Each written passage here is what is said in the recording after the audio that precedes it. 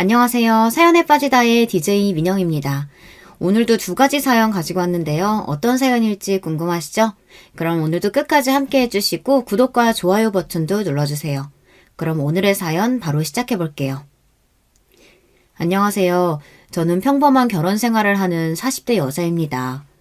사람이 살아가다 보면 말 한마디로 빚도 갚는다고 하는데 저의 형부는 말 한마디 잘못해서 제대로 땅을 치고 후회할 일이 생기고 말았죠. 평상시에 인간관계에 대해서 중요하다고 생각하는 저는 다른 사람들을 대할 때 절대 겉모습만 보고 판단하지 않는데요. 그러다 보니 제 주변에 있는 지인들은 항상 진솔하게 대하는 모습이 좋다며 이야기해 주더라고요. 덕분에 심성이 착한 남편도 만나고 결혼 생활을 잘하고 있었는데 제 위로 4살 언니가 결혼하면서 형부가 생기고 난 뒤에는 사람이 말로도 망할 수 있다는 것을 느끼게 되었습니다. 초반에는 언니가 저보다 결혼을 3년 정도 일찍 하다 보니까 저는 예전부터 형부를 봐왔던 사람인데요. 처음 상견례 자리에서도 저는 사실 말하는 태도나 행동들이 마음에 드는 것은 아니었거든요. 하지만 언니가 사랑하는 사람이고 또 부모님들 사이에서는 분위기가 괜찮았던 편이라 제가 결혼을 막는다든지 그런 건 어려움이 있었어요.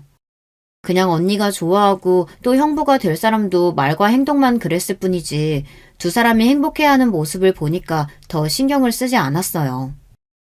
제가 상견례 당시에 봤던 형부는 본인의 자존심을 세우는 사람이어서 그런지 저희 부모님 앞에서도 언니를 책임질 수 있다면서 강력하게 어필했는데요. 부모님이 보시기에는 그 모습이 책임감 있고 남자답다고 하면서 좋아하시더라고요. 이 사람이 책임감 하나는 정말 어딜 가나 빠지지 않아. 한 회사에서도 근속을 오래 했고 가정적이라서 다정함이 느껴지니까 결혼 상태는 딱이지. 근데 언니, 내가 볼 때는 너무 말하는 거에 있어서 허세가 많으신 것 같던데. 진짜 자산이 그 정도 있으시대? 집도 거기서 해오는 거고? 얘 알잖아. 언니 사람 하나는 진짜 잘 보는 거. 이전에 만났던 사람들과는 달라. 그러니까 결혼도 하는 거지. 네가 어려서 뭘 잘 모르는 거야. 언니의 이야기를 듣고 나니 저도 그 당시에는 제가 연애 경험도 많지 않고 든든하고 남자다운 사람의 기준이 자신감일 수도 있겠다는 생각을 했던 것 같아요. 제가 보기에도 허세가 있긴 했지만 당당하게 이야기하는 모습은 보기가 좋았거든요. 무엇보다 제가 사랑하는 언니가 좋아한다고 하니 두 사람을 축복해주기로 했던 것인데요. 다행히 준비는 수월하게 잘 진행이 되었어요. 형부는 상견례 당시에 했던 약속을 지키면서 집도 준비해오고 제가 보기에도 언니가 시집을 잘 간 것처럼 느껴지더라고요. 그 뒤로는 언니와 자주 만나진 못했는데요. 당시 24살이어서 마지막 학기라 바쁘게 보냈던 시기였거든요. 제가 언니를 다시 만나기 시작했던 건 졸업 후 취업하고 나서였는데요.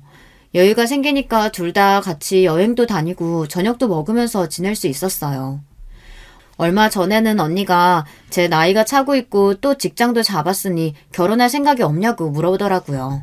그래서 좋은 상대가 있으면 하겠지만 당장은 생각이 없다면서 말을 하니까 예쁜 나이가 지나가기 전에 연애도 많이 하고 형부처럼 좋은 사람 만나 결혼하라고 이야기해 줬어요. 생각을 안 해본 것은 아니었지만 저에게는 먼 미래라는 생각이 들어 딱히 신경을 안 쓰고 있었던 부분이었거든요.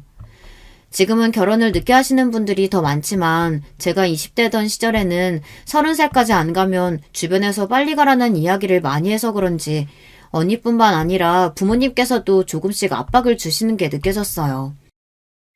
저도 결혼 생각이 아예 없었던 건 아니라서 그런지 자연스럽게 주변에서도 소개도 받고 있었는데요. 다들 결혼하실 상대라면 어떤 걸 보시나요? 아무래도 오래 함께 할 사람인 만큼 초반부터 진지하게 생각을 해보게 되더라고요. 결혼에 대해서 생각해보면 저와 상대방만 생각해서는 안 되고 가정 환경이라든지 상대 부모님의 가치관에 대해서도 알아야 하잖아요. 저는 제 주변에서 시월드라는 이야기를 너무 많이 듣다 보니까 한편으로는 결혼을 하는 게 오히려 손해가 아닐까 하는 생각이 들기도 했어요. 하지만 언니가 결혼 생활하는 걸 보면서 저도 저렇게 살고 싶다는 생각이 들긴 하더라고요. 행복해 보이는 모습을 보니까 그만큼 내 짝이 있는 게 좋은 거라는 것을 느끼게 된 것도 있어서 언젠가 저도 짝을 만날 수 있을 거라는 생각을 하고 있었는데요. 그 뒤에 만나게 된 사람이 바로 지금의 남편이거든요. 남편을 처음 만나게 된 건 저희 매장에 배달하러 왔을 때 보게 되었는데요. 저희는 회사에서 시키다 보니 직접 받으러 가는 일도 있었거든요. 그때 까무잡잡한 피부와 큰 키가 바로 제 눈에 들어왔어요. 그리고 여기 주변에서 일하는지 종종 저희 매장에 배달을 올 때마다 제가 커피를 챙겨드리기도 했는데요. 힘든 일을 싫어하는 사람들도 많은데 열심히 혼자 배달하는 모습을 보니까 저도 모르게 끌리는 면이 있었던 것 같아요. 외적인 면으로도 든든한 스타일이라서 그런지 제 이상형과 딱 맞는 사람이더라고요. 또 매일 일을 빠지지 않고 하는 모습을 보니 저도 모르게 끌렸던 부분이 있었던 것 같은데요. 아무래도 저도 예전부터 생활력이 강하다 보니까 본인의 일에 있어서 열심히 하는 사람이 멋있어 보이더라고요. 종종 마주치다 보니 자연스럽게 말도 트게 되고 나중에는 커피까지 같이 마시게 되는 사이가 되었는데요. 주변에서는 배달하는 사람이다 보니 그렇게까지 친해질 필요가 있냐는 반응이더라고요.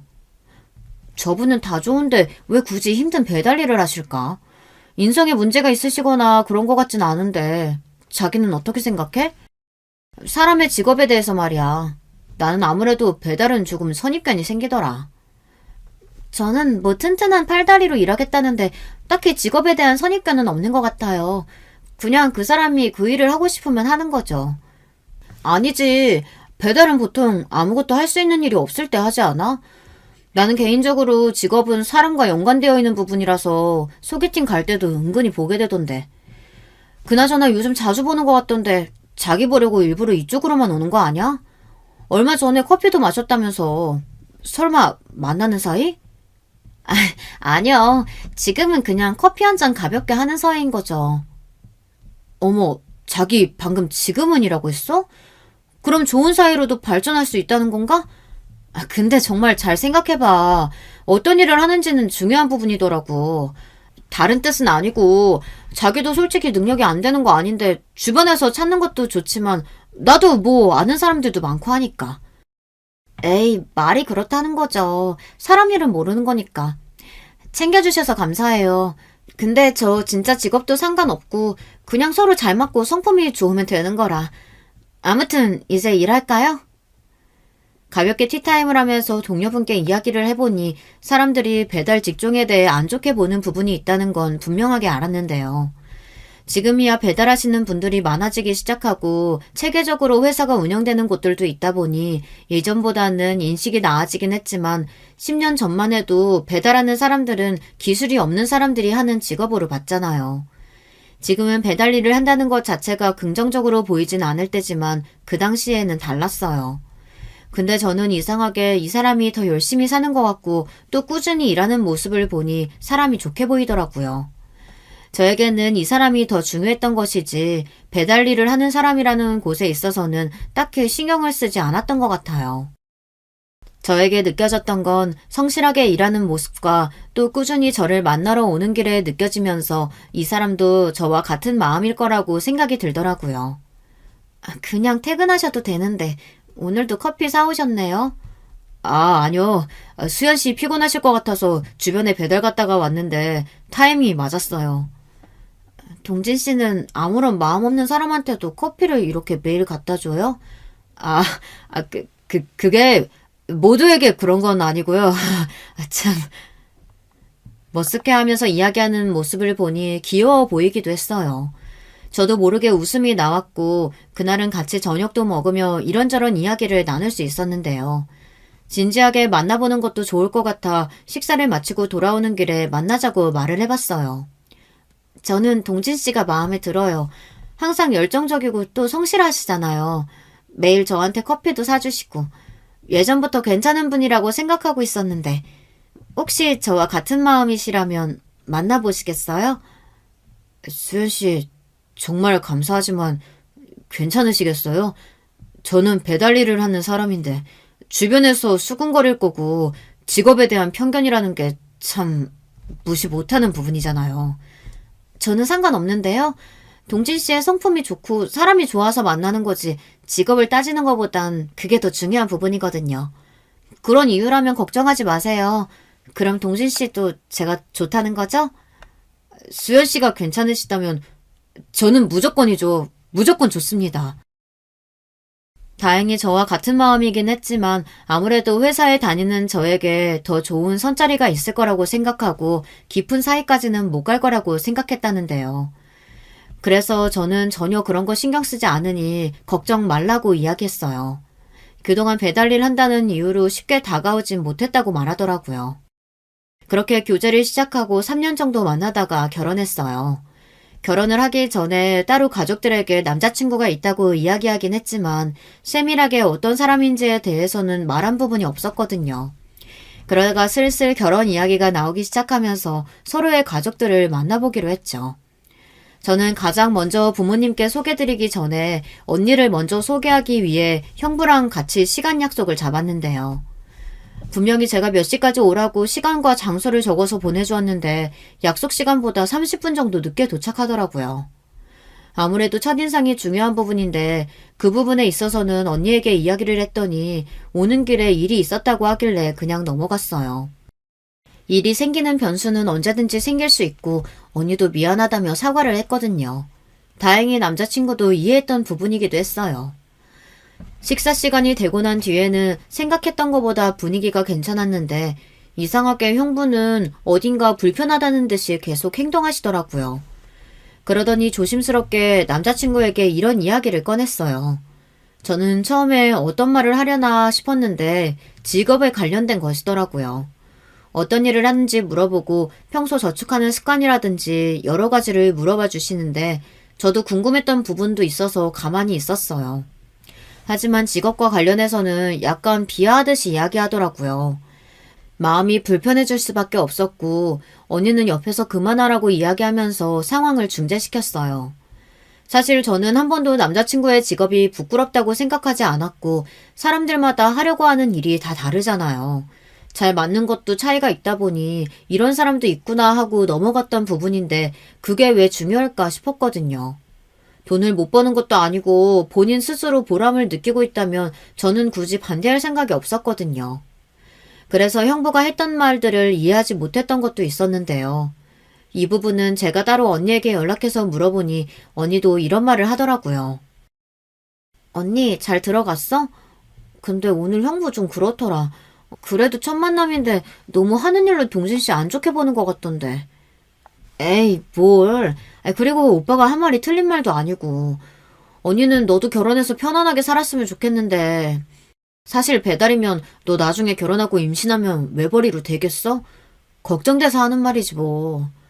언니가 몰라서 그러나 본데 배달한다고 못 벌고 그러는 거 아니야. 아무튼 동진씨 앞에서는 그렇게 말하지 마.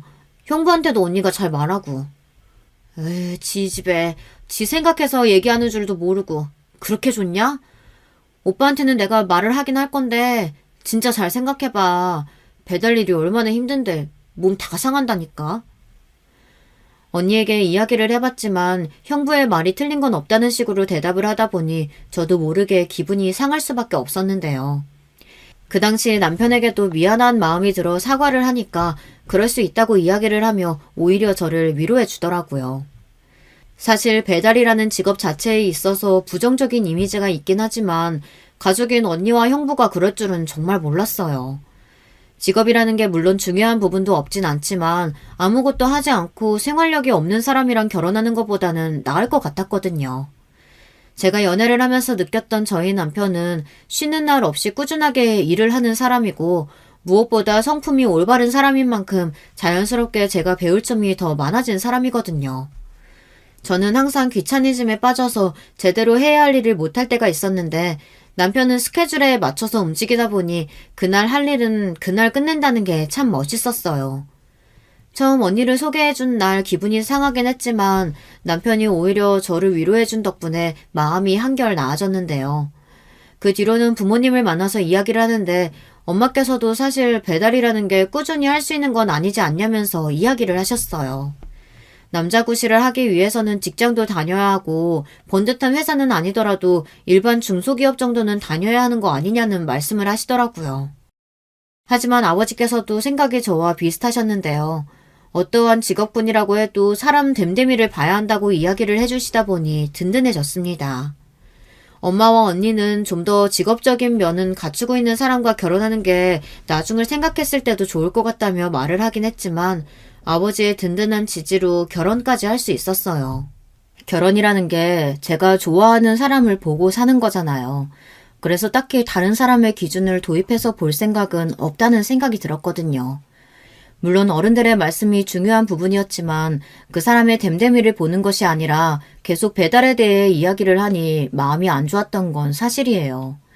제가 선택하는 인생인 만큼 기준이 되는 부분도 제가 정해야 하는 것 아닌가 싶더라고요.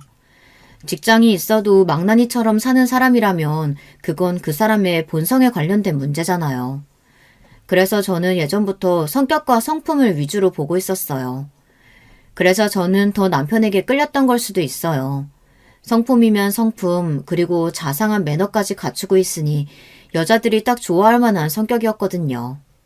단지 배달한다는 이유만으로 이 사람을 놓치기에는 그 사람을 제가 많이 사랑하기도 하고 정말 괜찮았기 때문에 주변에도 배달한다고 떳떳하게 이야기하고 다녔어요.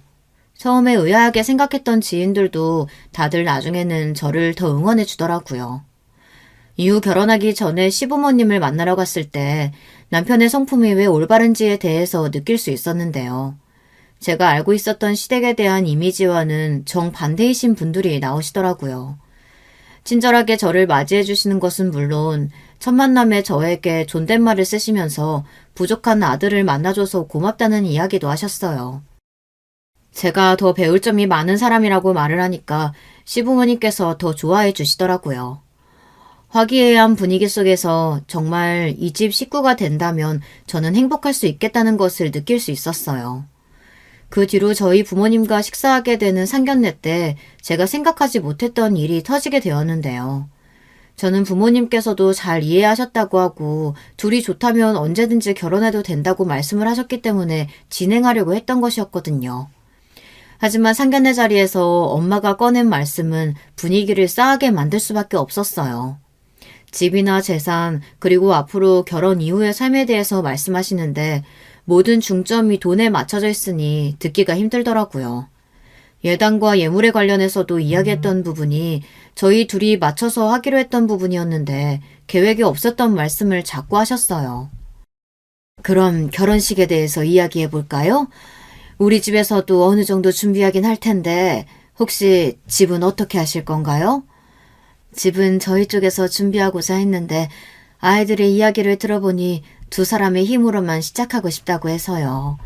도움이 필요하다면 줄 수는 있죠. 엄마, 이전에 얘기했었잖아. 서로 모은 돈으로 하겠다고. 어머머머, 그 일에서 김서방이 벌면 얼마나 번다고 그래. 그리고 이왕 시작하는 거 네 언니처럼 집 있는 상태에서 시작하면 좋잖니.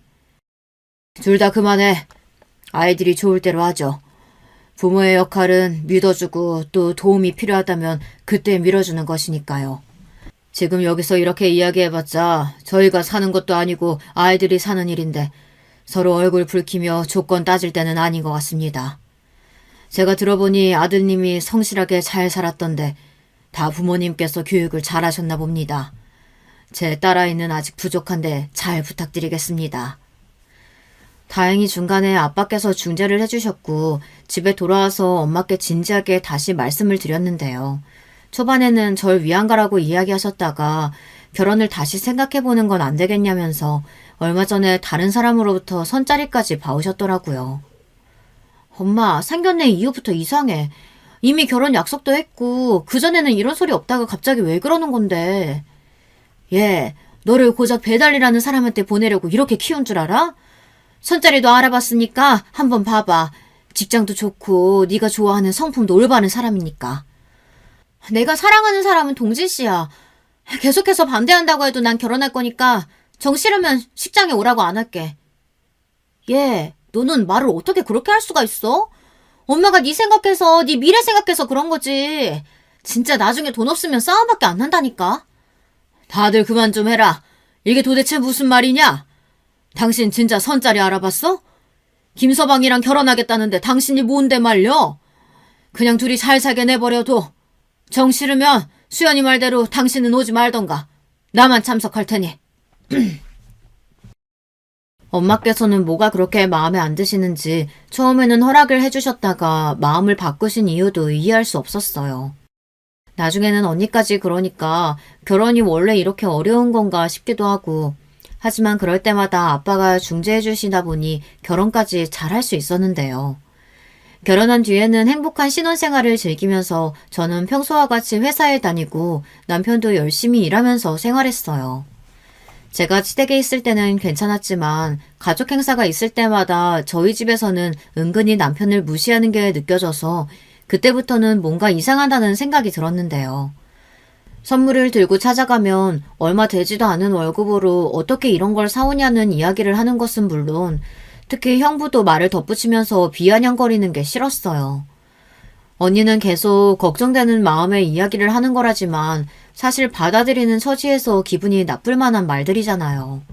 제가 아무리 월급이 괜찮다고 이야기를 해도 언니는 안정적이지 않은 것부터 시작해서 미리 나중을 위해 대비가 필요한데 얼마나 돈을 모을 수 있겠냐는 그런 말만 계속했어요. 여기서 여러분들이 의심해 볼 수 있는 부분이 제가 금수저는 아니냐는 생각을 하실 수 있는데요. 저희 집안은 굉장히 평범한 편이에요. 언니도 어린이집 교사고 저도 일반 그냥 회사에 다니고 있지만 기존 또래보다 일을 빨리 시작하다 보니 직급이 살짝 높았을 뿐이거든요. 부모님도 평범하신 분들이라서 제가 이런 걸 따질 집안은 아니라서 더 이상했어요. 막말로 일을 안 하는 것도 아니고 종종 나가서 배달 일을 하는데 그렇다고 또 벌이가 적은 것도 아니라서 괜찮았거든요. 그래서 남편에게 대하는 태도가 더 마음에 안 들었던 것 같아요. 저희 둘만 잘 살면 된다고 하긴 하지만 가족 행사를 나 몰라라 할 수도 없고 은근히 남편도 스트레스를 받아 하는 게 느껴지더라고요. 그래서 한 번은 남편에게 이야기하며 불편하면 친정에 가지 않아도 된다고 이야기하니까 오히려 본인이 부족해서 그런 것이라고 말을 하더라고요. 또 엄마가 이상한 소리 했지. 미안해. 당신이 고생이다. 이럴 바에는 그냥 친정에 안 가는 게 좋겠어. 결혼한 지 얼마나 됐는데 인정도 안 해주시고. 나는 당신이 이런 취급받는 거 싫어서라도 나 혼자 다니는 게 나을 것 같아. 아니야 여보. 내가 부족한 게 맞지. 친정 부모님 입장에서는 배달부 사위가 마음에 안 드실 수도 있잖아. 나한테는 얼마나 잘하고 성실한 남편인데 고작 직업 하나로 평가받는 게 속상해서 그렇지. 괜찮아. 당신도 계속 마음 쓰였구나. 나는 진짜 괜찮으니까 마음 풀어. 남편이 그런 소리를 들으니까 스트레스를 받을 것 같아 걱정되었는데 본인도 어느 정도 알고 있는 부분이기도 하고 친정에서는 제가 커버를 잘 쳐주고 있다고 괜찮다고 이야기를 해주더라고요. 남편이랑 이런저런 대화를 나누면서 참 저희 집안이 부족하다고 느껴지는 부분이 한둘이 아니었어요. 저는 시댁에 가면 항상 사랑받기 때문에 더 남편에게 미안한 마음이 들 수밖에 없더라고요. 사위 사랑은 장모라고 하는데 장모라는 사람이 계속 핍박을 주니 잘하고 싶은 마음에 챙겨갔던 선물도 무한해지는 게 싫었어요. 그 뒤로는 남편이 괜찮다고 해도 가족 행사에는 저만 가고 웬만하면 제 가족을 보는 일이 없도록 하는 게 좋을 것 같았어요. 계속해서 불편한 자리가 이어지면 저라도 싫을 것 같았거든요. 남편이 워낙 착하고 참는 게 좋은 거다라는 성격을 가지고 있어서 그런지 제가 답답하게 더 느껴졌던 부분도 있어서 사전에 차단을 해주기로 하고 한동안은 저만 다녔더니 친정에 가면 왜 김서방을 두고 왔냐는 이야기부터 시작해서 친정에 어떻게 저만 보내냐는 말로 저에게 오히려 더 안 좋게 이야기를 하더라고요. 그때 저는 제 남편이 어떻게 해도 트집을 잡을 사람들이라는 것을 느꼈어요. 저희 가족이 이럴 줄은 정말 몰랐거든요. 진지하게 저희 가족이 있을 때만 남편 이야기를 꺼내면서 그렇게 무시할 사람이 아니라고 다시 말을 해줬어요. 언니에게는 형부가 이런 이야기를 듣는다고 생각하면 어떠냐고 물어봤더니 그럼 직장이라도 제대로 잡고 살아야 하는 거 아니냐 이런 말로 받아치더라고요. 그 말을 듣고 나서는 평상시에 저희 자매가 사이가 좋은 편이었는데 괜히 이런 일로 서로 앙심만 깊어졌어요. 저는 제가 아까운 부분이 하나도 없다고 생각하는데 언니부터 시작해서 형부 그리고 저희 부모님까지 남편을 별로 안 좋게 생각하니까 제가 알던 가족이 맞나 싶을 정도로 속물이라고 느껴지더라고요. 밤낮 없이 일을 한 남편을 보면서 저 하나 먹여 살리려고 열심히 하는 것도 있지만 저희가 계획했던 만큼 자본금을 모으려고 했던 것도 있고 서로 각자의 자리에서 열심히 하면 될 것 같아서 서로 노력하고 있는데 괜히 저희 집안 때문에 남편이 더 위축되지 않았으면 하는 마음이 있었어요. 남편은 본인의 일을 사랑하고 열심히 하다 보니 딱히 신경 쓸 문제는 아닌 것 같은데 그때 당시는 돈이 문제가 아니라 아무래도 직업에 대한 인식이 안 좋다 보니 그런 부분들이 더 크게 작용한 것 같더라고요. 제가 아는 남편은 못 배우는 사람도 아니고 오히려 대학 졸업도 잘해서 시험이야 언제든지 마음먹으면 할 수 있는 상태였거든요. 근데 저도 문득 왜 배달을 고집할까라는 생각이 들어 한번 물어본 적이 있었어요. 남편에게 물어봤을 때 들려오는 대답은 제가 생각했던 것과는 조금 차이가 있더라고요. 처음에는 알바로 간단하게 시작했는데 할수록 좋은 점이 많고 시간도 자유로워서 언제든 통화하고 싶을 때마다 할 수 있는 점이 좋다고 이야기를 해줬어요. 그리고 이 일을 오래 해온 만큼 어떻게 해야 하는지 알다 보니 요령이 생겨서 그 요령대로만 하면 된다는 게 좋았대요. 본인도 처음에는 직업에 대해서 크게 신경을 쓰지 않았는데 주변에서 다들 대학까지 나와서 배달을 하고 있는 것을 이해하지 않았다고 해요. 벌이도 본인이 알고 있는 수준보다는 높아서 딱히 신경을 쓰지 않고 있었는데 오히려 주변 친구들이 더 난리였다고 하네요. 저 같아도 멀쩡하게 대학에 나와서 머리도 괜찮은 친구가 갑자기 배달을 한다고 하면 이해를 하지 못했을 수도 있을 것 같은데요. 하지만 본인도 일을 함에 있어서 본인이 흥미를 느껴야 하고 그만큼 보람이 있어야 한다고 생각하는 사람이기 때문에 그 말에 공감을 할 수 있었어요. 직업이 중요한 부분이 있긴 하지만 제가 봤을 때 이 사람의 성품이라든지 그런 부분이 좋아 부부로서의 생활을 두고 봤을 때 문제가 되는 부분이 없었기 때문에 잘 살고 있었어요. 오히려 주변에서 하는 말들을 들을 때 흔들렸으면 제가 이 사람을 선택하지 않았겠죠. 이 사람에 대한 확신이 있어서 결혼까지 하게 되었던 것이거든요. 실제로 만나보니까 다정하고 가정적인 사람이라 그런지 잘 도와주기도 하고 시부모님께서는 주기적으로 저희가 여행을 갈 수 있게 지원까지 해주셨어요. 반면 저희 부모님은 매달 용돈을 달라고 하는 것은 물론 금전적으로 필요한 일이 있으면 저희에게 연락을 하시더라고요. 한두 번이야 도와드릴 수 있지만 저도 가정이 있는 사람으로서 계속 금전적으로 도움을 드리기가 어려웠는데요. 그럴 때마다 남편 직업이 변변치 않아서 용돈을 넉넉하게 못 주는 거라고 이야기를 하시는 걸 보고 안 해드리는 게 맞다는 생각이 들었던 것 같아요. 근데 갈수록 금액대도 높아지고 엄마인데 이 정도도 못 해주냐며 이야기를 들을 때마다 괴로웠어요. 그래도 결혼 생활을 잘 이어가고 있었는데 어머님 댁에 가서 제가 모르고 있었던 사실을 알아버린 뒤로는 남편이 왜 그렇게 살았는지 바로 이해할 수 있었어요. 결혼 3년 차가 되던 날 아버님 생신이어서 같이 식사를 하던 때였는데요. 오랜만에 저녁 같이 먹으니까 좋네요. 그이가 바쁘지 않으면 자주 올 텐데 서로 일하다 보니까 시간 내기가 어려워요. 괜찮아. 오늘 아버지 위해서 식사도 준비해주고 항상 느끼는 거지만 수연이가 올바르게 잘 자란 것 같아서 사부인에게 감사하고 있단다. 좋게 봐주시니 감사해요. 요즘에 남편이 새벽에 일러 가는 건 알고 계시죠? 아침이라 피곤할 텐데 매일 일찍 일어나서 나가는 모습 보니까 뭐라도 해줘야겠더라고요. 에휴, 안 해도 된다니까 걔는 참. 어련히 알아서 굴러 들어오는 돈들이 있을 텐데. 돈이요? 어디서요? 동진이한테 얘기 못 들었니?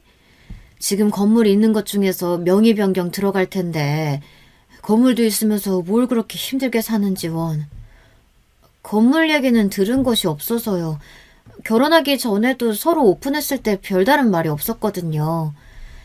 아마도 정해진 바가 정확하지 않으니 말 안 했을 거다. 아버지가 건물 보고 접근하는 사람들을 워낙 많이 봐서 동진이한테도 아마 그렇게 말했을 텐데 결혼 후에는 얘기했을 줄 알았는데 아니었구나. 네, 저는 들은 얘기가 없었는데 뭐 건물이 있든 없든 전 동진 씨 사랑하는 거니까요. 사실 없다고 해도 상관없고요. 그럼 다행이다. 어디서 이런 참한 며느리를 얻었는지. 처음 듣는 이야기였지만 별로 저에게는 타격 있는 이야기는 아니었어요. 정확하게 들은 것도 아니고 당사자가 아닌 어머니께 들은 말이라서 제가 직접 물어보기 전에 남편이 이야기를 하지 않는 데는 이유가 있을 거라고 생각했거든요. 그래서 어머니께 이야기를 듣고 나서도 딱히 물어보진 않았어요. 그리고 시간이 흘러 저도 까먹고 있을 때쯤 남편이 먼저 이야기를 해주더라고요. 건물에 대한 이야기를 듣고 나니 제가 정말 남편을 잘 골랐구나 하는 생각이 들었어요. 어머니한테 얼마 전에 들었었지? 건물에 대한 이야기 말이야. 궁금했을 텐데 왜 안 물어봤어? 그냥 때 되면 이야기하겠다 싶었지 뭐. 그리고 그게 내 것도 아니고 당신 건데 내가 왜 그걸 궁금해하겠어. 건물은 어렸을 때부터 가지고 있었던 건데 이번에 가격이 많이 올라서 한 채 정도는 팔아도 될 것 같아서 팔았어. 팔고 난 뒤에 당신 선물도 준비하고 이것저것 해보려고 했거든. 친정 식구들한테도 얘기하고. 뭐? 우리 가족한테? 절대 안 돼. 이야기하지 마. 분명 알자마자 붙어먹으려고 할 거야. 남편이 건물을 가지고 있었던 것은 사실이었고 이후 아버님께서 2채 정도를 더 양도해 주시기로 했다는 이야기를 들었어요. 그리고 저희 부모님께도 말씀을 드리려고 했다고 하길래 절대 하지 말라고 말했고요. 남편은 제 말에 알겠다고 이야기했고 저는 궁금해서 왜 그럼 그동안 배달 일을 해왔냐고 물어봤는데요. 그건 본인이 받을 건물이라고 해도 아직 아버님 명의로 되어 있었고 본인이 할 도리는 해야 한다는 생각에 그동안 손을 벌리지 않고 살고 있었던 것이더라고요. 남편이 건물에 대한 이야기를 하고도 저희는 평소와 같은 시간을 보내면서 지냈는데요. 건물을 한 채 팔았어도 여유가 생기긴 했지만 저희는 약간의 돈만 남겨두고 미래를 위해 통장에 다시 묶어둔 상태였어요. 남편의 이야기를 듣고 놀란 부분도 있었지만 한 가지 화가 났던 것은 이런 사람을 무시했던 친정 식구들 때문이었는데요. 그동안 잘 참고 넘어왔지만 저희 집보다 더 잘난 사람을 깔보는 게 싫어서 이번 가족 모임 때 완전 뒤집어 버렸습니다. 남편은 부모님께서도 아시고 나중에 도움이 필요하시면 편하게 말씀하실 수 있으니 말하자고 했었는데 제가 반대를 했었잖아요. 알게 되면 더 돈을 달라고 할 것이 뻔했기 때문에 그런 것이었거든요. 이번에 터뜨리면서 다시는 안 볼 생각으로 일을 벌리고 왔어요. 그때는 언니 가족들과 함께 시간을 보내기 위해 약속을 잡았는데 1시간 이후에야 모습을 보이더라고요. 남편에 대한 예의가 없을 뿐더러 오자마자 저희에게 하는 말이 충격적이었어요. 아유 미안. 일이 너무 바빠서 말이야. 너무 아까우면 김서방이 보는 시급만큼 내가 쳐줄게. 아니다. 한 2배 정도는 줄 수 있겠는데? 형부, 지금 늦어놓고 무슨 소리 하시는 거예요? 사과가 먼저 아닌가요? 에이, 늦을 수도 있지. 시급 2배를 준다잖아. 뭐 이런 기회가 어디 있겠냐? 일 안 하고 돈 받는 건데. 진짜 못 들어주겠네.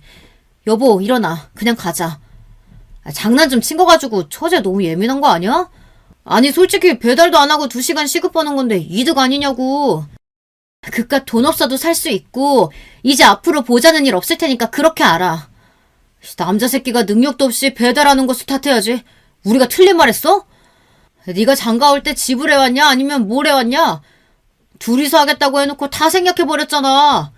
능력도 없으면서 무슨 우리 집안 사위라고 들어와. 형부의 말을 끝으로 참을 수 없었던 저는 그대로 뺨을 올리며 한마디를 남길 수밖에 없었는데요. 도저히 듣기가 힘들더라고요. 뭐? 네가 할 말은 아니지. 이 사람 물려받을 자산만 해도 건물 3채는 되는 사람이야. 얼마 전에는 한 채는 팔아서 현금까지 두둑해졌는데 이 정도면 말 다 했지. 능력 없는 건 너야. 뭐? 건물 3채? 거짓말 치지 마. 누구는 말로는 못해? 아이씨, 그렇다고 뺨을 날려 이게. 그만하시죠. 저희는 이만 가보겠습니다. 그쪽 말대로 제가 능력이 없어서 죄송합니다만 직업이 없을 뿐이지 평생 먹고 살 돈은 있습니다. 걱정 마시죠. 저를 내려치려는 형부의 팔을 잡고서는 남편도 지쳤다는 듯이 이야기를 하고 그대로 밖으로 나와버렸어요. 시원하게 말을 해서 편하긴 했지만 문제는 그 뒤였는데요. 건물이 있다는 얘기를 듣자마자 언니는 저에게 그걸 어떻게 말을 안 할 수 있냐면서 제 지분은 어느 정도인지 물어보더라고요. 저를 걱정하는 말이 아니라 언니와 형부는 번갈아 가면서 그게 사실이냐부터 시작해서 부모님의 귀에까지 들어가서 저희를 호출하셨어요. 부르셔서 오긴 했지만 건물에 대한 이야기라면 더 이상 할 거 없어요. 제 거도 아니고 남편 건데 왜 그렇게 탐을 내세요? 그게 왜 네 지분이 없니? 너가 결혼할 때 들고 갔던 돈이나 뭐 생활하면서 김서방한테 줬던 게 있을 거 아니야.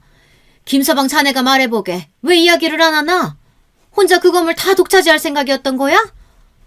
그런 건 아니고요.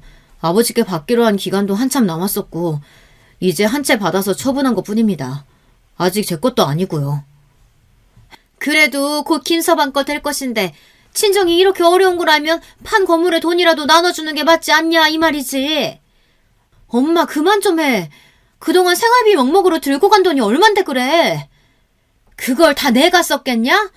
네 형부가 사업해보겠다고 다 들고 간 돈이야. 아니 거기서 우리 그 얘기가 왜 나와? 엄마가 좋은 마음으로 도와주는 거라며. 그야말로 집안은 난장판이 되었고 아버지께서는 면목이 없다며 사과를 하셨어요. 그동안 제가 들였던 돈이 다 형부에게 들어갔다는 이야기를 듣고 나서는 참을 수가 없더라고요. 그대로 금전적인 지원은 끊었습니다. 아니나 다를까 달마다 월급날이 되면 돈이 안 들어왔다면서 연락을 하시더라고요. 딱 자식의 도리를 할 정도만 전해드렸고 이후에 도와달라는 연락은 일체 받지 않았어요. 그리고 남편도 이번엔 마음을 단단히 먹었는지 저에게 친정과 교류가 없어도 된다며 너무 애쓰지 말라더군요. 저희 집안이 이렇게 물질적인 면으로만 저희에게 요구할 줄도 몰랐고 딱 아버지 한 분만 입장을 이해해 주셨어요. 그리고 이대로 당할 수 없겠다는 생각이 들었는데 남편이 얼마 전부터 이런 이야기를 해주더라고요. 여보, 우리 아버지가 소유하고 계신 건물 중 하나가 형부가 운영하는 사업체가 있는 곳이야. 그래? 근데 그게 왜? 얼마 전까지는 월세를 잘 냈다고 하는데 지금은 보증금을 다 까먹고 월세를 내지 않고 있더라고. 그래서 이번에는 못 받을 것 같아서 여보한테 미리 얘기해주는 거야. 아무래도 형부잖아. 다음 달에는 내 명의가 될 텐데 월세라도 낮춰드려야 하나 해서. 여보, 아직도 그 사람을 그렇게 생각해주면 어떡해. 난 이미 내 형부는 없는 사람으로 생각한 지 오래야. 이번 기회에 코를 납작하게 눌러주자.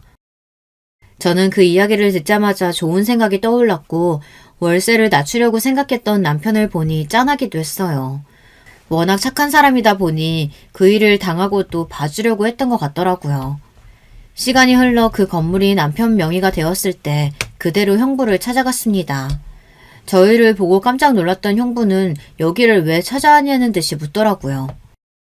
이제 이 건물 동진씨 명의로 된 거 알고 있죠? 건물주 바뀌었다고 연락 갔을 텐데. 뭐? 동명이인이 아니라 진짜 김서방이었단 말이야? 들어보니까 보증금도 많이 까드시고 월세도 내지 않으신다고 하던데 이번 달 안으로 해결 부탁드릴게요. 그이가 워낙 착하다 보니 지금까지 봐드린 건데 건물주와 세입자 입장에서는 뭐 그런 배려 필요하지 않잖아요? 야, 네가 뭔데 이래라 저래라야. 네 남편이 건물주라면서 왜 네가 생색을 내냐? 김서방, 내가 다 잘못했네. 그동안 내가 모질게 굴었던 거 다 보답할게. 진짜야. 진심으로 사과하네. 사과는 잘 받겠습니다. 그리고 네가 아니라 수연 씨입니다. 처제를 그렇게 막대하시면 안 되죠. 미안하네. 진짜 미안하네. 내가 사업이 잘 안 되고 여기마저 나가게 되면 정말 땅바닥에 나앉을 수도 있어. 한 번만 봐주게. 기간은 다음 달로 연장해서 드리겠습니다. 이후에 입금 처리 안 된다면 그대로 정리하실 생각하셔야 될 거예요. 자네 정말 너무한 거 아닌가? 내가 이렇게 부탁하는데 적어도 6개월은 줘야지. 내가 당장 그 큰 돈을 어디서 구해? 그건 그쪽 사정이고요. 앞으로 세입자와 건물주 그 이상 그 이하의 관계도 아닌 만큼 예의 차려주시길 바랍니다.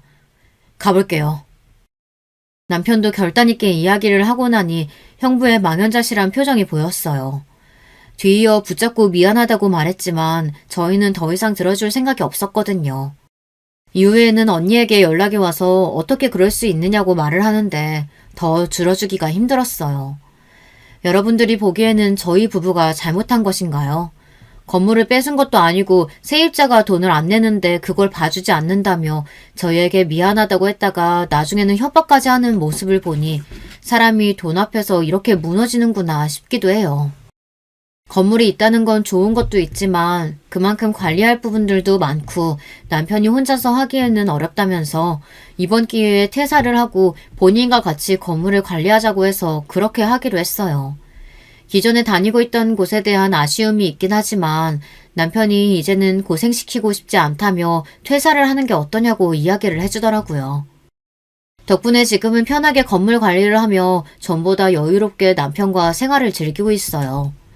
형부와 언니랑은 더 이상 연락을 안 하고 있고 부모님께도 자식된 도리만 하고 있는 중이에요.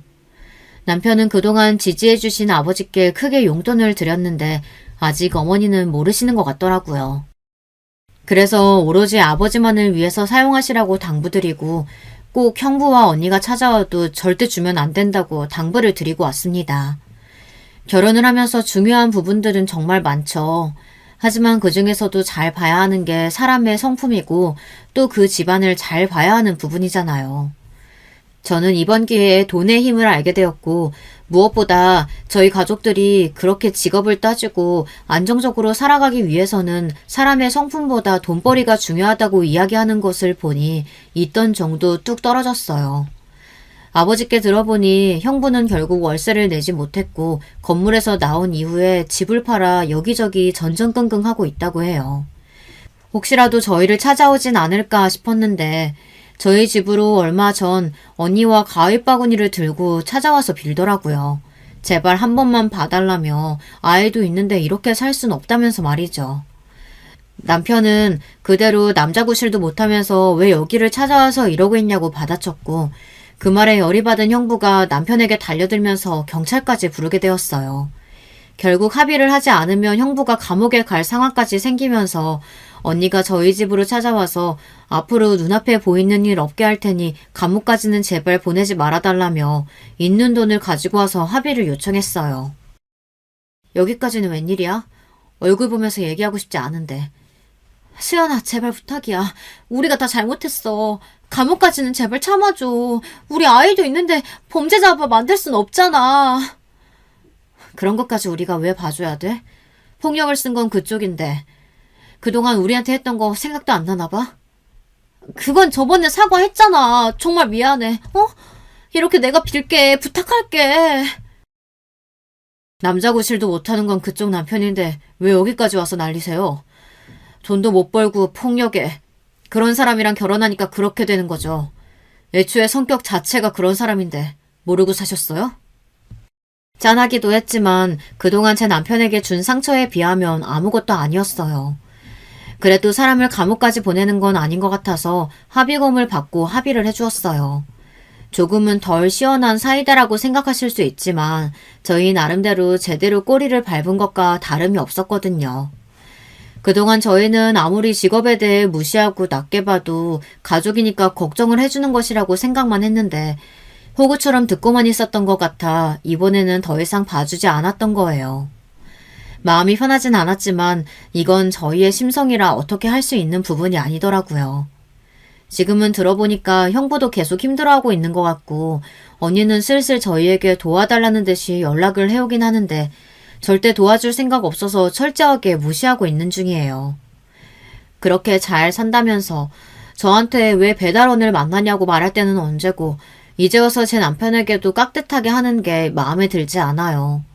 남편은 지금도 종종 새벽 배달을 하면서 지내고 있는데요. 본인은 그게 더 편하다고 하니까 두고 있고 시아버지는 그때 약속하신 대로 저희에게 건물 2채를 더 양도해 주셨어요.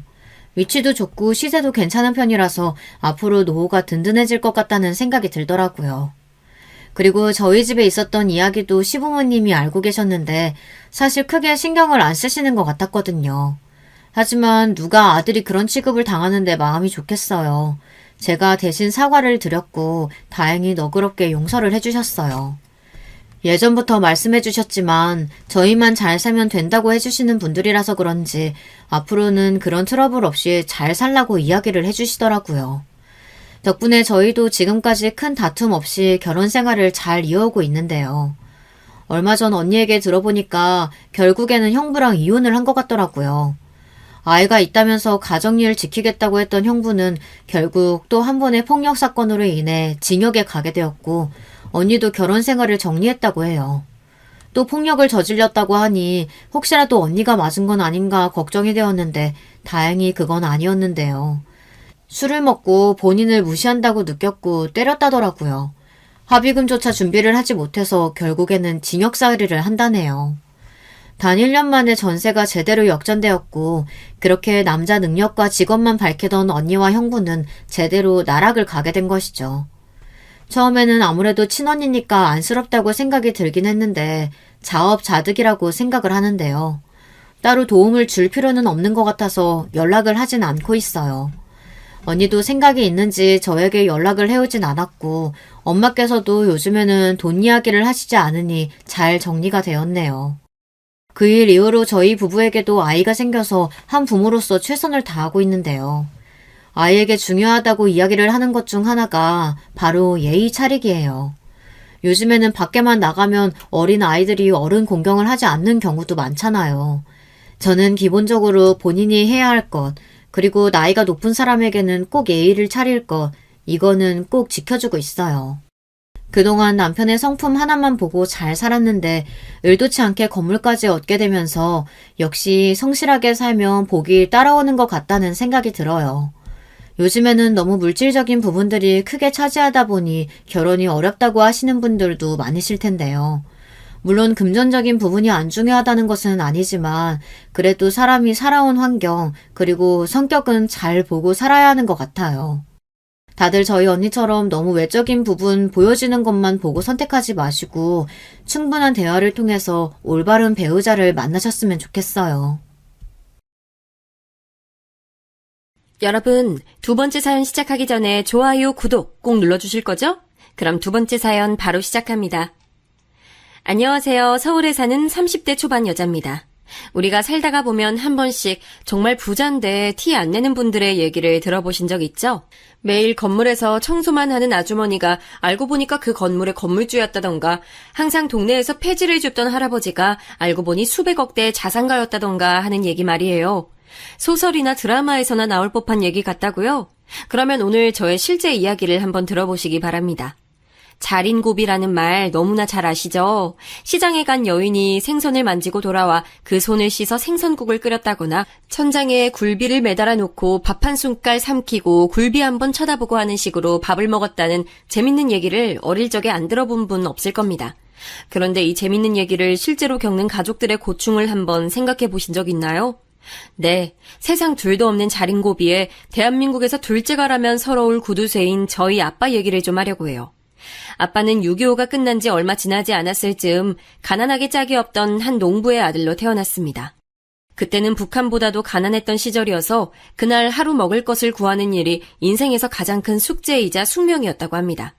구형제 중 장남이었던 아빠는 자신은 굶어도 동생들은 굶기지 않기 위해 틈만 나면 근처 미군부대 주변을 서성이면서 구걸을 하거나 산속에서 칡뿌리를 깨서 동생들에게 먹이는 등 처절하기 짝이 없는 어린 시절을 보냈다고 했습니다.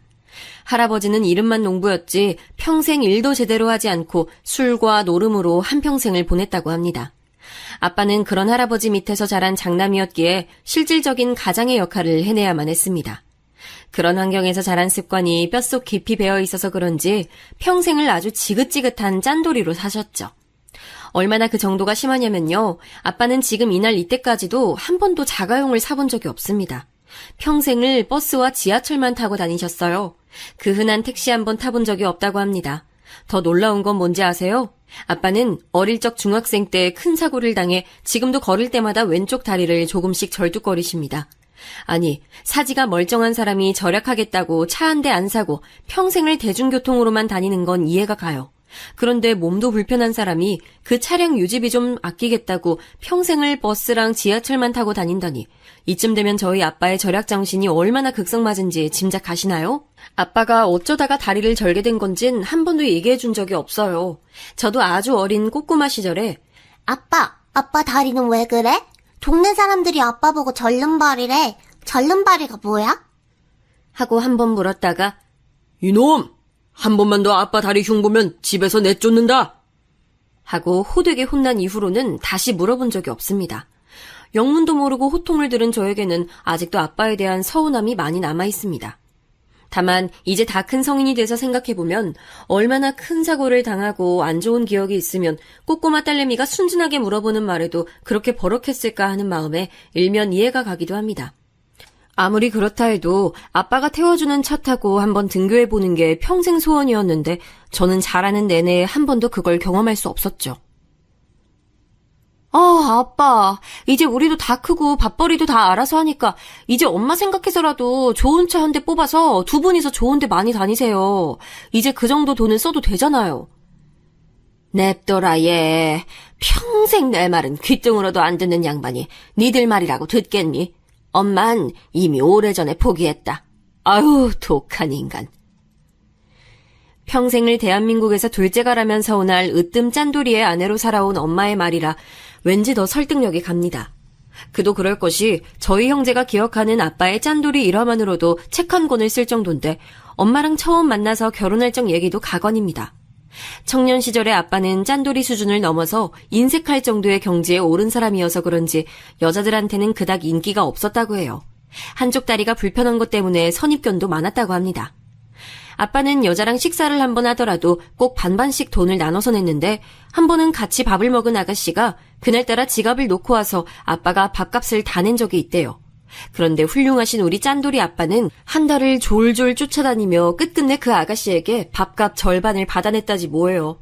그 아가씨도 안 줄 작정으로 한 달이나 뻗팅긴 건 아니고 처음에 밥값 절반을 달라고 할 때는 농담인가 싶어서 웃어 넘겼는데 아빠가 두 번, 세 번 얘기를 하자 그때는 자기랑 다시 데이트하고 싶어서 핑계를 대나 보다 싶었대요. 아이 참 상만씨도 알겠어요. 데이트 해줄게요. 무슨 남자가 애프터 신청을 이렇게 멋없게 해요. 네? 아니 무슨 말씀이세요? 애프터고 나발이고 저번에 제가 대신 낸 밥값 절반 돌려달라고요. 정확히 13,800원입니다. 얼른 주세요. 그쯤 되자 이 아가씨는 진짜 미친놈이구나 싶은 생각이 들어 무서워지기 시작했대요.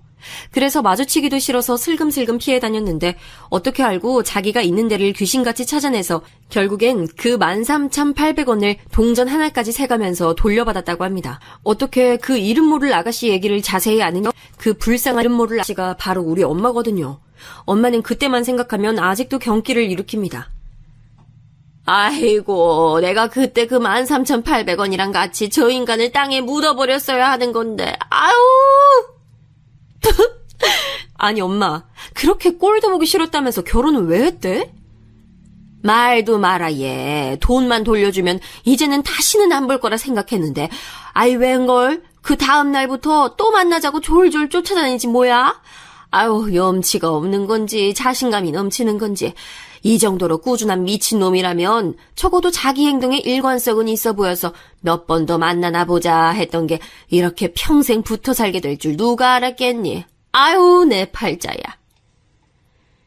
그렇게 아빠는 30이 훌쩍 넘은 나이에 엄마를 만나서 결혼을 하게 됐는데 지금 시대에 남자 나이 30 중반에 결혼을 하는 것은 흔한 일이지만 그 시절엔 노총각 중에 제일 노총각이 장가를 간다고 온 동네가 떠들썩했다고 합니다. 엄마가 말은 저렇게 해도 엄마 역시 가난하게 자란 데다가 다들 먹고 살기 힘든 시절이었기에 이렇게 절약정신이 투철하고 성실한 사람이면 가장으로서 믿어볼만 하겠다 생각이 들었다고 해요. 다만 그 정도가 너무 지나쳐서 문제였죠. 일단 저는 자라면서 맞이인 제가 쓰는 물건조차도 새 걸로 사본 적이 별로 없습니다. 저에겐 저보다 나이가 많은 사촌 언니 오빠가 있었어요. 아빠가 첫째인데 사촌 언니 오빠라니 조금 신기하죠? 둘째 작은 아빠는 노총각으로 늙어가던 아빠보다 결혼을 훨씬 먼저 해서 일찍 사촌 언니 오빠를 낳았어요. 그래서 웬만한 학용품들이나 옷들은 다 그 집에서 물려받았습니다. 그런데 그게 저만 물려받아 쓴 게 아니라 당연히 제 둘째 동생, 막내 동생한테까지 이어졌죠.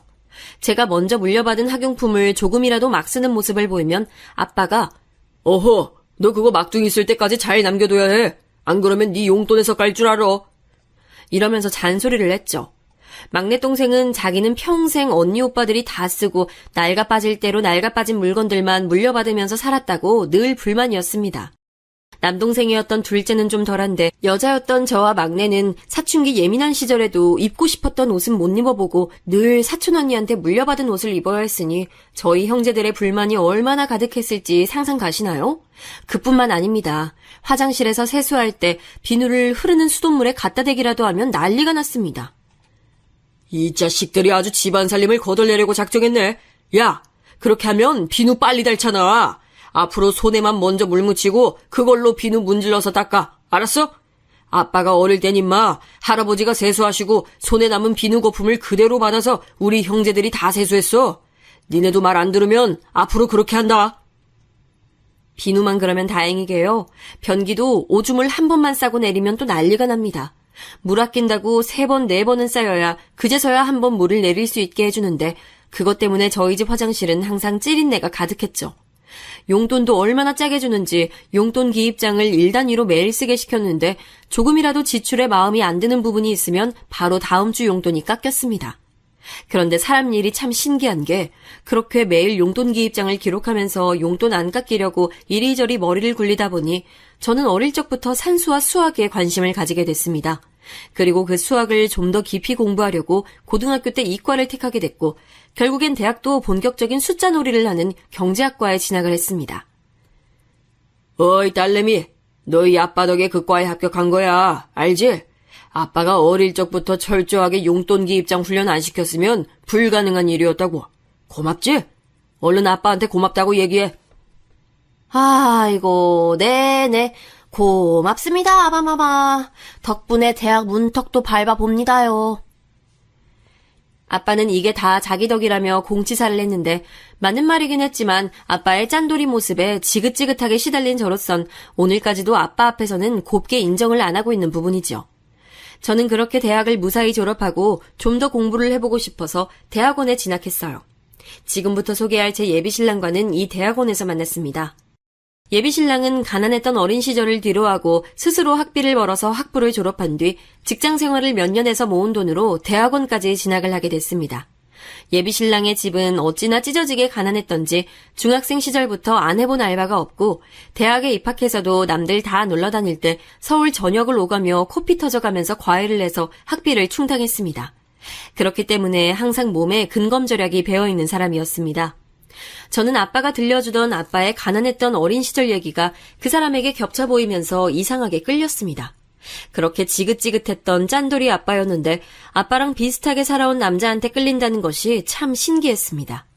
저희는 특히 어릴 적에 얼마나 구차할 정도로 근검절약을 했어야 했는지를 얘기하면서 많이 친해졌는데 예비신랑은 저도 자기와 같이 어려운 상황에서 검소하고 소탈하게 살아온 비슷한 모습이 끌렸다고 했습니다.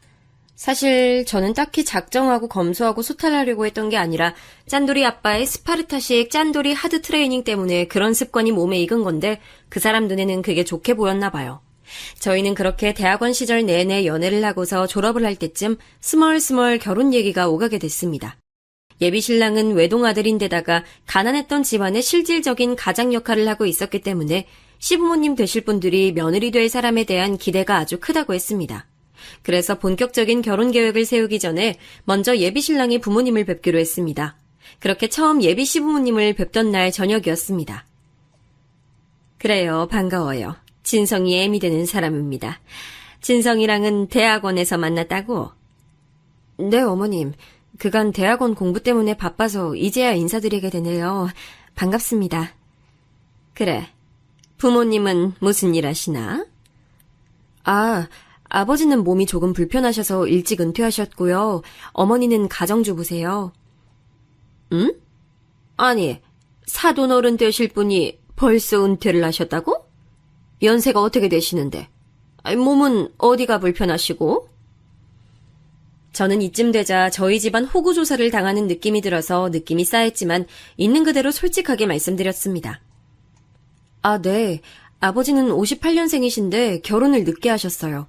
그리고 어릴 적에 사고를 당하셔서 왼쪽 다리가 많이 불편하세요. 그래도 그 와중에 저희 먹여 살리려고 빌딩 청소일 오래 하시다가 저 대학 졸업할 때 돼서는 다리가 좀 더 안 좋아지셔서 청소일은 접고 지금은 쉬고 계세요. 뭐라고?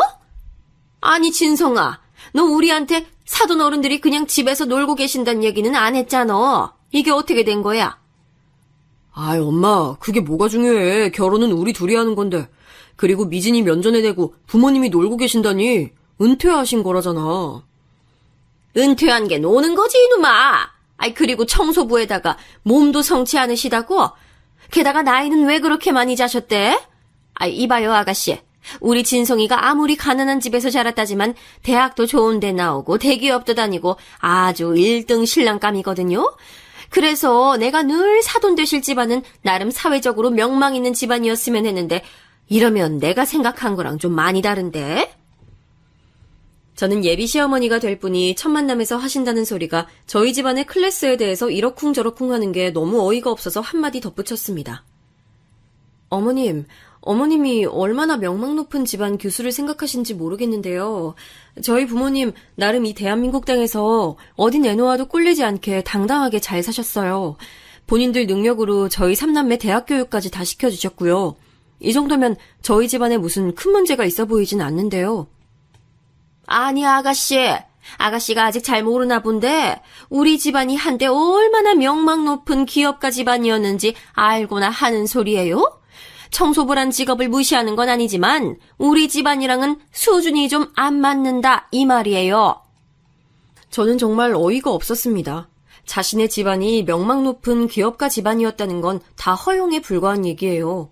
일전에 예비 신랑에게 듣기론 시아버지 되실 분은 신랑이 어릴 적에 사업을 크게 벌이셨다가 돌이킬 수 없을 정도로 망하고 나서는 투자자들로부터 고발을 당해서 배임, 횡령 등으로 징역을 살다 나오셨고 시어머니 되실 분은 집이 망하고 평생을 남의 집 파출부로 일하면서 근근인 예비 신랑을 먹여 살렸다고 했어요. 그런데 예비 시어머니는 잠깐 사업이 잘 되었을 때의 영광과 허영을 아직까지도 버리지 못해서 자신들이 맞이할 며느리의 집안은 적어도 기업가 이상의 품격은 갖춘 집안이어야 한다고 생각하시는 거예요. 정말 주제 파악이라는 게 무슨 뜻인지 사전을 펼쳐놓고 알려드리고 싶을 정도예요. 저는 너무 화가 나서 한마디 쏘아붙였습니다. 아니 잠깐만요 어머님.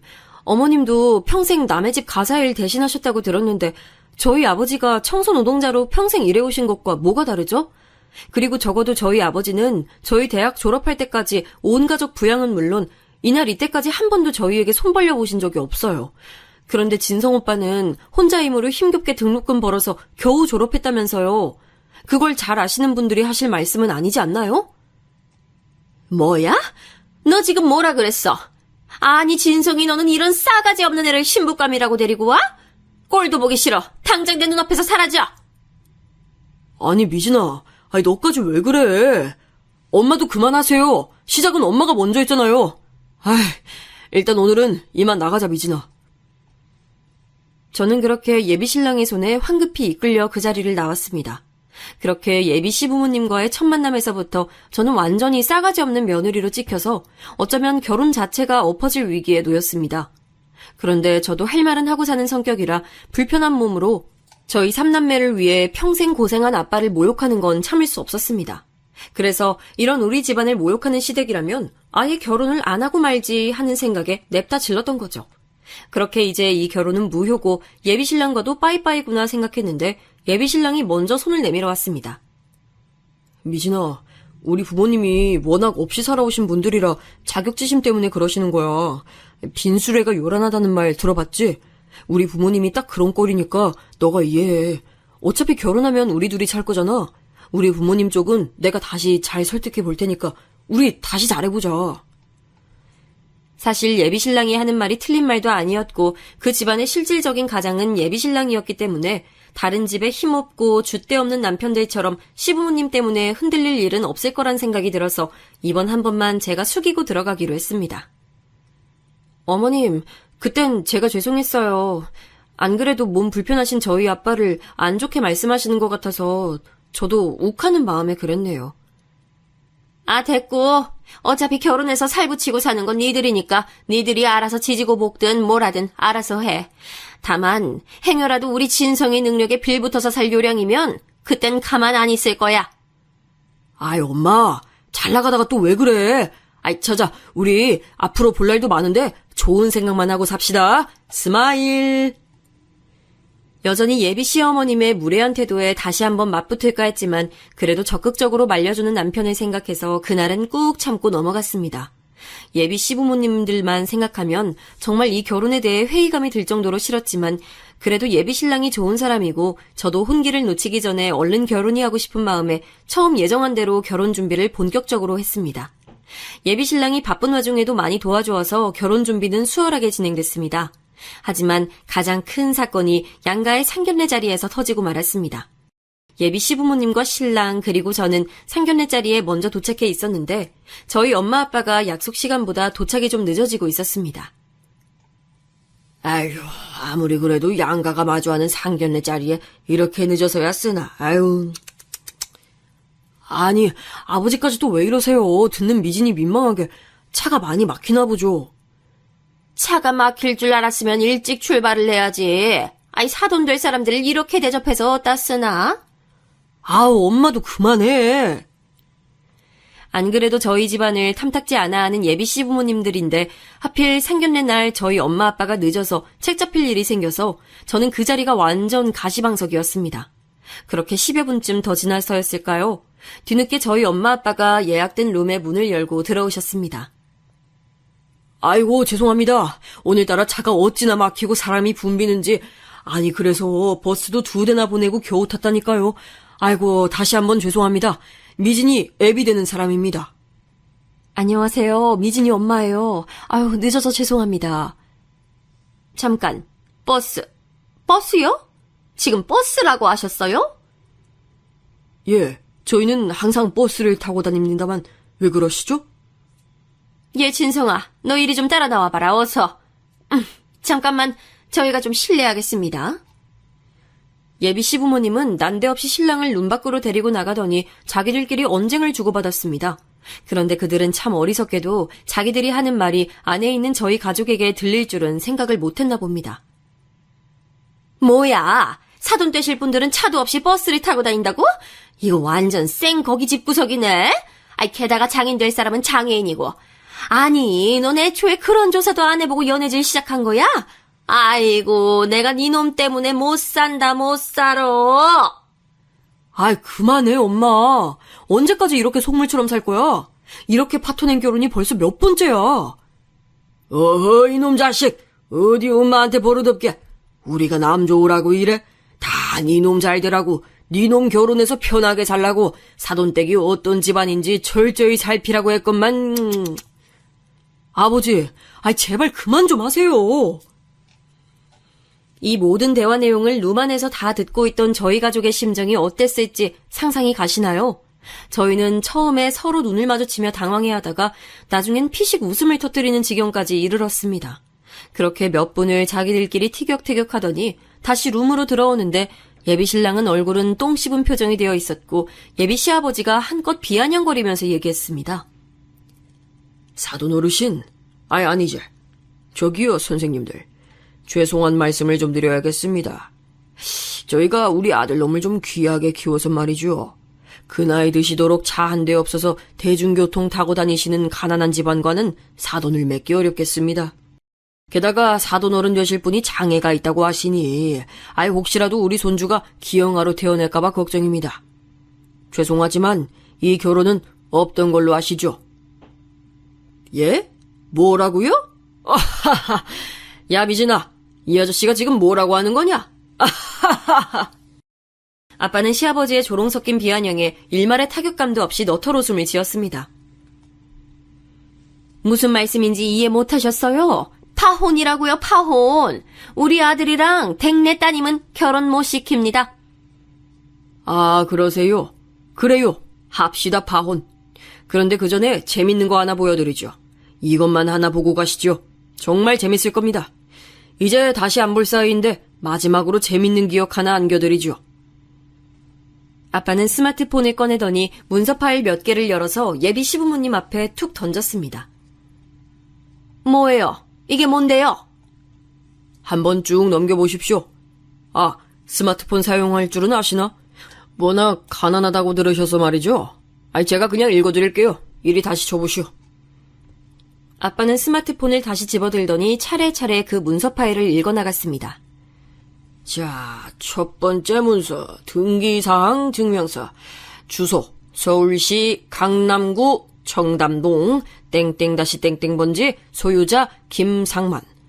두 번째 문서, 역시나 등기사항 증명서, 주소, 서울시 강남구 신사동 땡땡번지 땡땡 소유자 김상만. 자, 마지막 세 번째 갑니다. 또 등기상 증명서, 주소 서울시 강남구 논현동 땡땡-땡땡번지, 소유자 김상만. 아, 참고로 김상만은 제 이름입니다. 제가 건물을 강남에 세 채나 가고 있었네요. 재밌죠? 너무 재밌지 않습니까? 자, 그럼 원하시는 대로 파혼 진행하겠습니다.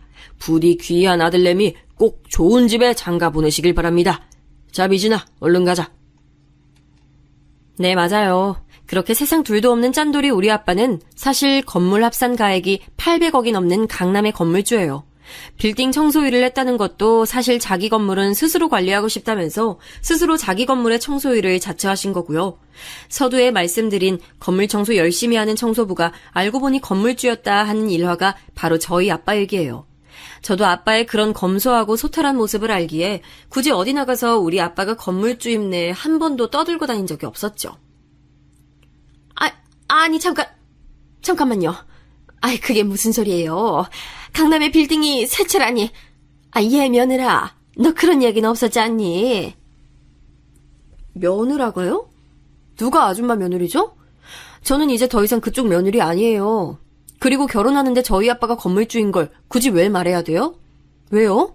저희 아빠가 강남 건물주라고 하니까 갑자기 막 다시 사돈 맺고 그러고 싶으세요? 아니, 난 그런 뜻이 아니라. 아유, 저희가 잘못했습니다, 사돈어른. 한 번만 용서해 주십시오. 저희가 생각이 짧았습니다. 아주머니, 됐습니다. 겉모습만 보고 판단하는 그런 분들과는 저희도 사돈 맺기 싫습니다. 5분 전까지만 해도 저보고 장애인이라면서요. 그랬다가 건물 몇 개 가지고 있다니까 갑자기 사돈어른으로 호칭이 바뀌네요. 그리고 차는요, 제가 어릴 적에 승용차를 타고 가다가 큰 사고가 나서 그 뒤로 다시는 안 탑니다. 그것 때문에 제 다리가 이렇게 된 건데 앞뒤 사정도 모르고 함부로 장애인이라고 무시하시면 안 되죠. 부끄러운 줄 아시기 바랍니다. 자, 그럼 저희는 이만 일어납니다. 아니, 사돈어른! 그렇게 저희 가족은 뒤도 안 돌아보고 그 자리를 뛰쳐나왔고 예비신랑은 차마 부끄러움에 고개조차 들 수 없었는지 떠나는 저희를 붙잡지도 못했습니다. 그렇게 상견례 자리를 파토내고 돌아오던 날 역시나 저희 가족은 나란히 버스에 앉아서 집으로 돌아오는데 제가 오랫동안 마음속에 묻어왔던 질문을 아빠에게 했습니다. 아빠 다리는 어떻게 하다가 사고가 난 거야? 그리고 왜 차 안 타고 다니는 이유 우리한테는 그동안 얘기 안 했어? 엄마도 몰랐어? 엄마는 알고 있었지, 인석들아. 몰랐으면 어떻게 이렇게 평생을 같이 버스 타고 붙어 다녀. 여보, 이젠 애들한테도 좀 얘기해줘요. 한 번은 얘기할 때도 됐잖아. 어허, 이 사람이 또 쓸데없는 소릴. 왜 뭔데 아빠, 얘기해줘. 그렇게 아빠는 저희 삼남매에게 한 번도 하지 않았던 어릴 적 얘기를 해줬습니다. 중학교 시절 언제나 아빠의 일과는 학교가 끝나자마자 읍내 장터로 달려가서 이리 기웃 저리 기웃하면서 일자리를 구걸하는 것이었습니다.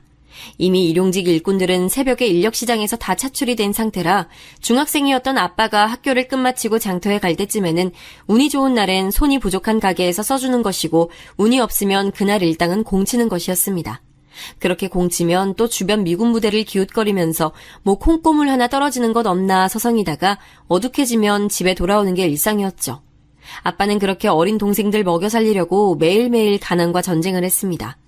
그러던 어느 날 아빠는 그날도 학교가 끝나자마자 읍내 시장으로 가서 동생들을 먹여 살릴 일당을 벌기 위해 고물 자전거를 챙겨서 황급히 나서던 중이었습니다.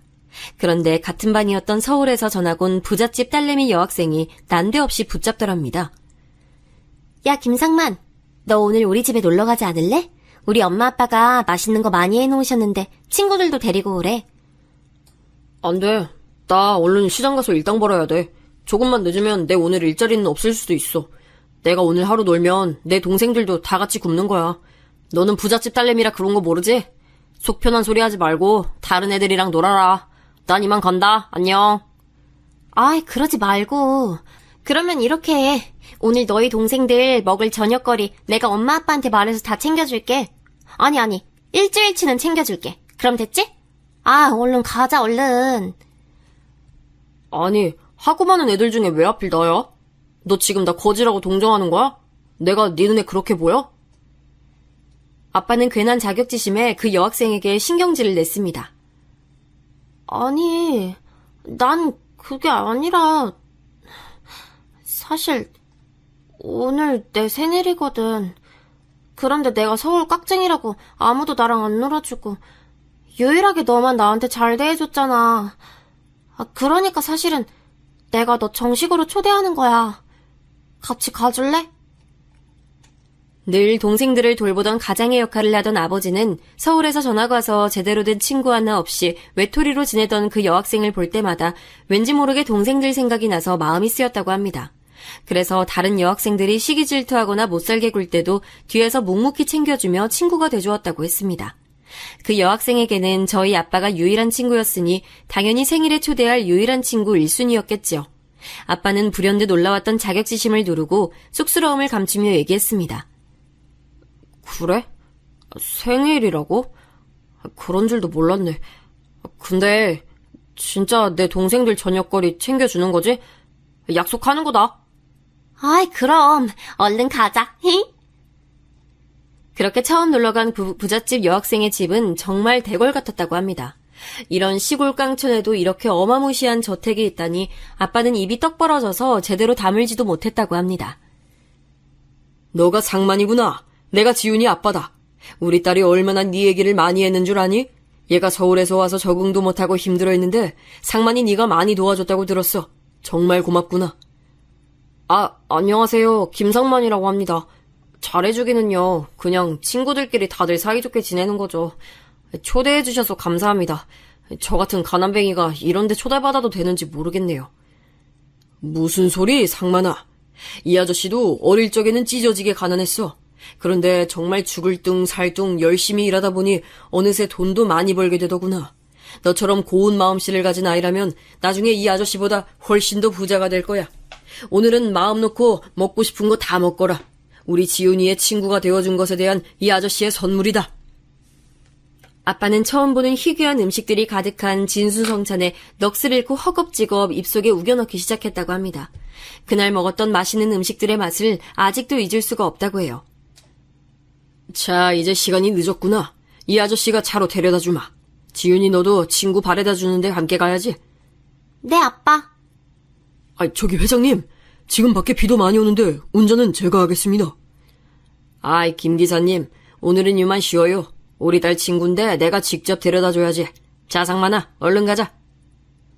커다란 대골집 주인 아저씨답게 자동차 또한 어찌나 크고 화려하던지 아빠는 그날 모든 일이 다 꿈을 꾸는 것만 같았다고 했습니다.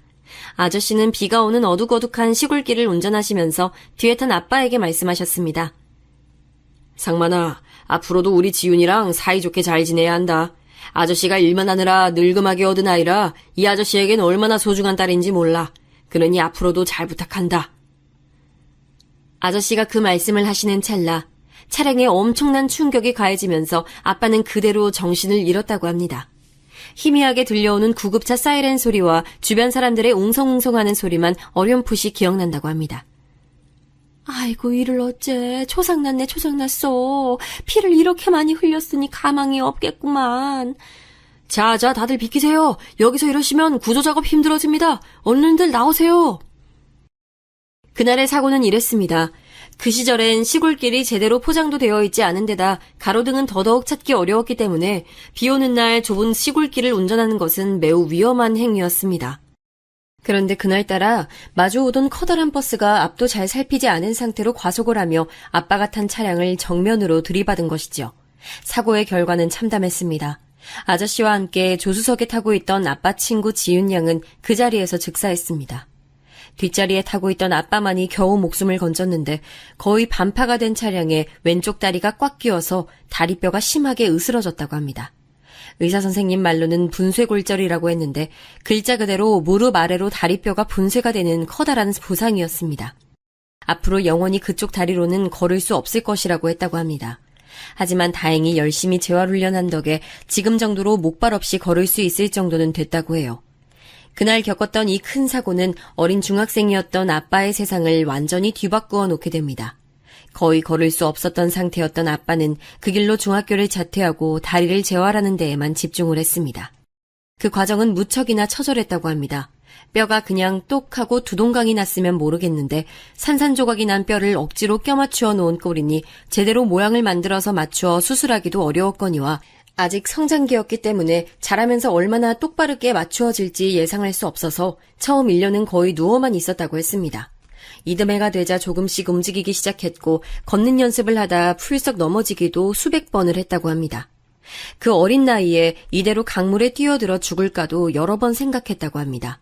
하지만 자기가 이대로 죽으면 먼저 허망하게 간 아저씨와 친구에 대한 예의가 아니라는 생각에 이악 물고 버텼다고 합니다. 그렇게 2년 정도의 시간이 흐른 뒤 다행히도 어느 정도 스스로 걸을 수 있을 만큼 회복이 됐다고 해요. 그쯤 되자 아빠는 큰 결심을 했습니다. 가족의 생계는 제법 머리가 큰 둘째와 셋째에게 맡겨두고 무작정 서울 강남으로 상경을 했습니다. 너무 큰 트라우마를 안겨준 그 시골 마을을 하루빨리 떠나고 싶었대요. 그렇게 아빠는 아저씨와 친구의 무덤에 꽃 한 송이씩 올려놓고 서울로 머나먼 여정을 떠나게 됐습니다. 그때는 이제 막 강남 개발이 시작되던 시절 말 그대로 사방이 논밭이었던 황량한 벌판이었습니다. 그곳에서 한 빵집에서 일하며 열심히 돈을 모았는데 워낙 이름만 대면 알만한 유명한 빵집이어서 장사가 무척 잘 됐었고 아빠도 경력이 점차 쌓여가면서 꽤 많은 돈을 모았다고 했어요. 그리고 그렇게 모은 돈으로 이제 막 개발이 한창이던 강남의 땅을 사서 시세가 오르면 팔고 또 다른 곳을 헐값에 샀다가 시세가 오르면 팔고 하는 식으로 점점 재산을 축적했다고 합니다. 왜 흔히들 하는 농담으로 타임머신을 타고 과거로 돌아간다면 무엇을 하겠느냐는 질문 많이 받잖아요. 요즘 젊은 친구들은 100이면 100 다 2010년 이전으로 돌아가서 비트코인을 살 거라고 하는데 저희 부모님 세대에게 물어보면 대부분 7, 80년대 강남으로 가서 땅을 살 거라고 대답하신다고 합니다. 그만큼 강남의 집가 상승세는 무서웠고 그걸 재빨리 읽은 아빠는 투자 감각을 발휘해 많은 재산을 축적한 거였어요. 아무도 모르는 시골 깡촌에서 태어나 찢어지게 가난해서 산속에서 칡뿌리를 캐먹던 절름발이 소년이 어느새 강남의 땅 부자가 되었습니다. 와, 아빠 인생 정말 파란만장했구나. 완전 영화다, 영화. 말도 마라, 얘. 나는 귀에 딱지가 눌러앉도록 수도 없이 들었는데 니들한텐 죽어도 얘기하지 말라고 어찌나 난리인지 원. 아, 근데 그렇게 돈도 많이 번 양반이 왜 이렇게 자식들한테 쓰는 건 인색했는지. 어허, 내가 늘 말하잖아. 내가 애들 이렇게 안 키웠으면 분명히 벌은 나빠졌을 거라고. 내 말이 맞아, 안 맞아? 사실 아빠 말이 맞아요. 어릴 때는 그런 아빠의 도를 지나치는 절약 정신 때문에 정말 짜증이 났었는데 다른 한편으로 생각해보면 제가 이렇게 검소하고 소탈하게 살아갈 수 있는 것은 그때 몸에 밴 습관 때문인 것 같아요. 그리고 아빠의 자산 규모가 엄청나다는 것도 성인이 된 이후에나 실감한 거지 자라는 내내 워낙 티를 안 내고 철저한 짠돌이의 모습으로 저희를 기르셨기 때문에 사실 저는 스스로가 별로 부잣집 딸내미라는 인식이 아직까지도 없어요. 용돈도 대학 졸업 이후에는 받아본 적이 없고요. 아무튼 저는 아빠가 그저 짠돌이라서 그 많은 재산을 쌓아두고도 돈 아끼느라 자동차를 안 타고 다니는 건 줄만 알았는데 그게 어릴 적 사고 트라우마 때문이었다니 몸이 아무리 불편해도 자동차 살 돈만은 끝까지 아끼는 지독한 짠돌이라고 흉을 봐왔던 지난날이 조금 부끄러워지고 민망해집니다. 어릴 적에 스쳐 지나가듯 한번 아빠 다리는 왜 절름발이냐고 물었을 때 왜 아빠가 그렇게 발끈하고 성을 냈는지도 이제 이해하게 됐습니다. 무튼 그렇게 상견례는 파토가 났지만 다행히 제 마음에 별다른 타격감은 없었어요. 오히려 이 계기를 통해 숨겨왔던 아빠의 옛 이야기를 들을 수 있어서 더 의미가 있는 사건이었죠. 하지만 예비신랑, 아니 전 남자친구는 미련이 아직 많이 남은 듯 했습니다. 처음엔 사실 전 남자친구보다도 그댁 부모님들이 더 미련이 많이 남아 보였습니다. 그날 이후로 전 남자친구에게 전화가 몇 번 왔는데 일부러 받지 않았습니다. 조금이라도 그 집안이랑 엮이고 싶지 않았거든요. 그런데 이제는 그댁 부모님들까지한테 연락이 오더니 급기야는 저희 대학원 연구실 앞까지 찾아왔습니다. 저는 그때 이미 석사를 마치고 박사과정 중에 있었는데 어떻게 그 얘기를 전해 들었는지 밤늦게 연구를 마치고 연구실을 나서는데 누가 저를 갑자기 부르는 게 아니겠어요? 얘 아가! 어머나 깜짝이야. 아니 어머님, 여기까지 어쩐 일이세요? 아가, 우리 진성이랑 결혼 다시 한 번만 생각해다오. 내가 정말 잘못했다. 사돈 어른께도 정말 돌이킬 수 없는 무례를 저질렀어. 제발 용서하고 다시 받아다오. 아니요, 그럴 수 없어요. 이렇게 의도가 뻔히 보이는 행동, 저 정말 불편하네요. 본인들이 얼마나 부끄러운 짓을 했는지 평생 반성하면서 사시길 바래요. 얼른 가세요. 저는 거의 제 바지가랭이라도 붙잡을 기세인 전 시어머님을 냉정하게 뿌리치고 집으로 돌아왔습니다. 정말 너무나 뻔뻔하지 않나요? 저희 아빠 다 듣는데 장애인이라느니 어쩌느니 해놓고 이제 와서 아빠가 부자인 걸 아니까 제 연구실 앞까지 찾아와서 비굴하게 이게 뭐하는 짓일까요? 정말 인간의 속물 같은 근성에 치가 떨립니다. 그렇게 전 남자친구 집안과는 완전하게 연을 끊어냈다고 생각했을 무렵 이 파오는 정말 하늘이 도왔다는 확신을 하게 만들어주는 결정적 한 방이 있었습니다. 어느 날 밤늦게 발신자 번호 표시 제안으로 전화가 걸려왔습니다. 뭔가 느낌이 싸하긴 했지만 궁금한 마음에 받아봤습니다. 여보세요? 야, 김미진, 네가 그렇게 잘났어? 니네 집안이 그렇게 대단해? 놀랍게도 수화기 너머로 들려오는 목소리는 전 남친이었습니다. 술이 한가득 취해서 한 전화였습니다. 오빠, 지금 이게 뭐 하는 짓이야? 나한테 무슨 할 말이 더 남아있어서 이렇게 술 취해가지고 전화질이야? 야, 나랑 우리 엄마 아빠가 이렇게까지 했으면 다시 받아줄 만도 하잖아. 근데 너 우리 엄마까지 문전박대했다며? 니네 집안이 그 정도까지 되는 집안이야? 꼴랑 건물 몇 개 가지고 있는 걸로 사람을 이딴 식으로 무시해? 오빠 많이 취했다. 얼른 자빠져 자고 다신 연락하지 마. 야! 내 말 끝까지 들어. 내가 너랑 니네 애미애비 평생 저주할 거야. 알아? 저랑 만날 땐 단 한 번도 술을 마신 적이 없었던 사람인데 이렇게 술 취해서는 전화로 악담을 늘어놓는 것을 보니 아마도 제가 보는 앞에서만 술을 마시지 않았던 모양입니다. 이 사람이 보여주는 무례함이 그 부모가 저희 가족에게 보여주는 무례함과 크게 다르지 않았습니다. 하지만 그 사람의 추태는 여기서 끝나지 않았습니다. 이번에는 그 사람이 직접 제 연구실에 찾아와 행패를 부렸습니다. 밤 늦은 시간이면 보통 저와 박사과정 연구원 두어 명만 연구실에 남아있는데 그날따라 다 여자들만 있었습니다. 야심한 시각에 누군가 연구실 문을 쾅쾅 두들겼습니다. 저희가 다 놀라서 문을 열어보니 역시나 술이 떡이 된 전남친이었습니다.